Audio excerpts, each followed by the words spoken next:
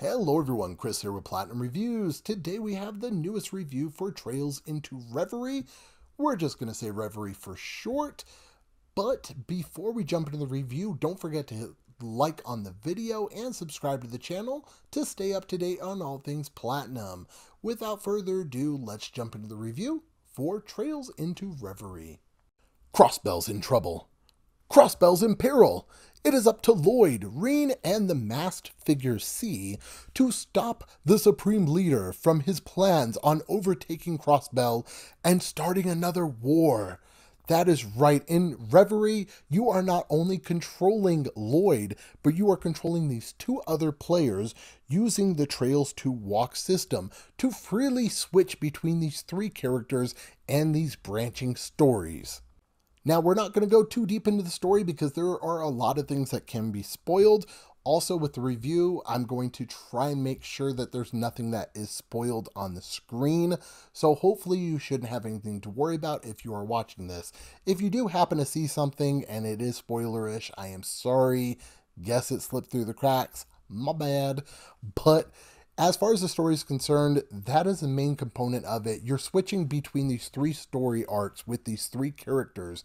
Now, it's all the same thing with Crossbell and the Supreme Leader taking over. So it's all three of the same story, but it's from different viewpoints with different characters, different people joining them.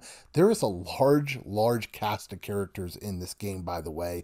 I don't have an exact number, but I'd say there's well over 30 to 40 different characters that you can have in your party. Very reminiscent of Chrono Cross. But with these large groups of characters, you can sometimes get lost with some of them where they just kind of feel pointless and unused. So I was with that. But overall, these three different branching story arcs, they end up colliding, and they do it in such a unique way. Originally, I was only really worried about playing Lloyd's story. I've only ever played Zero and Azure, which follows Lloyd and his story arc, so I wasn't really sure with Cold Steel and everything like that.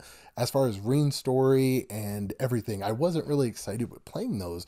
But as I started playing the game, I was very invested in all three of these people's stories, and I wanted to play all of them. So instead of me being like, yeah, I only care about Lloyd, I'm caring about these other stories as well because they're so well put together. Now, as you start playing and you do like Lloyd's, for example, once you get to a certain point, it actually locks it out and you have to go to the other characters and play their story up to that point as well. So it's not allowing you to play the entire game with one person and then the entire game with another one. These stories are, yeah, they're branching and different aspects and different viewpoints, but they're all going in the same timeline at the same time. So it's a really unique story, and it's definitely something that I would suggest just based on the story. This is so far my favorite story in any Trails game that I've played. Like I've said, I've only ever played Zero and Azure, which I do have reviews on those if you want to check those out. If you haven't played a Trails 2 game, I definitely suggest checking them out before playing this because you're probably going to get confused on a few things. I believe this is a direct sequel from Trails to Cold Steel 4. I never played that one, so there were a few things that they were talking about that I was like, I don't know what you're talking about, bro. So there were a few things that kind of confused me, and I just kind of glossed over it because I just didn't know what they were talking about. You could potentially play this as a standalone game, but you're going to be confused on a lot of stuff. I would definitely suggest playing these other ones first, just because you're going to enjoy this a lot more if you do. Now, Reverie adds a lot of new things. Not only is there a really unique feature called the True Reverie Corridor, I have a video that I'm going to be posting that's going to be an in-depth look at the Reverie Corridor that's going to just explain everything to it. I'd suggest watching that if you are going to play this game because I'm going to try and get as in-depth as possible with it, just explaining everything that you can do with that Reverie Corridor. But Trails into Reverie also adds united fronts, which allow you to do moves like healing everybody, you do a united art or a united attack, and it's pretty much just all your group banding together to do an attack or heal or whatnot. It adds all the other staples from the previous Trails 2 games as well, to where you have arts, brave orders, and crafts. The combat in Trails 2 games are fantastic. And if you've never played a Trails 2 game, it's kind of a tactical RPG in a sense. It's not the traditional tactical JRPGs where it's, like Final Fantasy Tactics, stuff like that. Instead, it's a more of a free ranged arena, and you select your people, move them behind people. You can move out the way of attacks. You can just do a lot with the movements.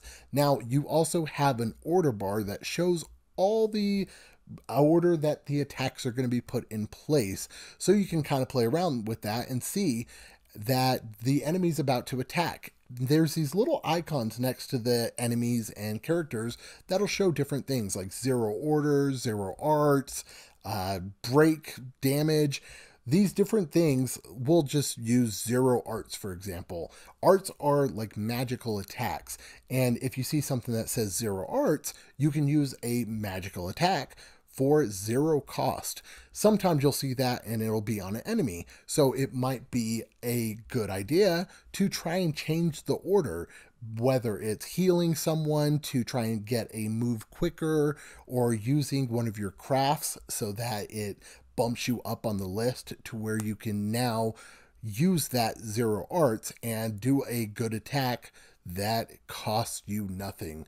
So it's a really, really good system that works really well. The combat is just always so fun with the Trails 2 games, and this one's just so smooth. I definitely like this one a lot. Now, we're not going to discuss the Reverie corridor in depth too much with this, but I do want to discuss the True Reverie corridor a little bit in this review, because that is probably my favorite aspect of this game.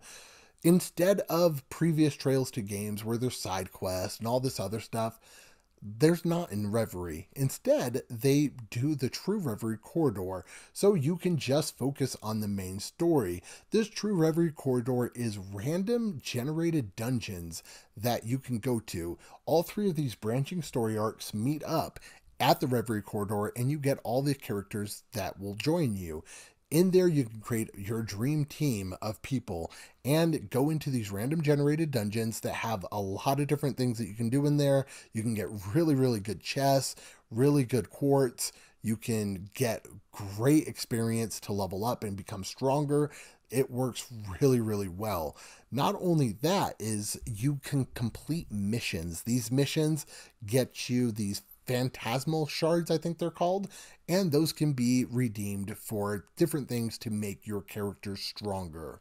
As you complete the random generated dungeons, you can actually choose to redo the dungeons to where everything's reshaped and it's a new dungeon for next time. And you can go back in there and get new items, new chests, new enemies, everything's new and more experience.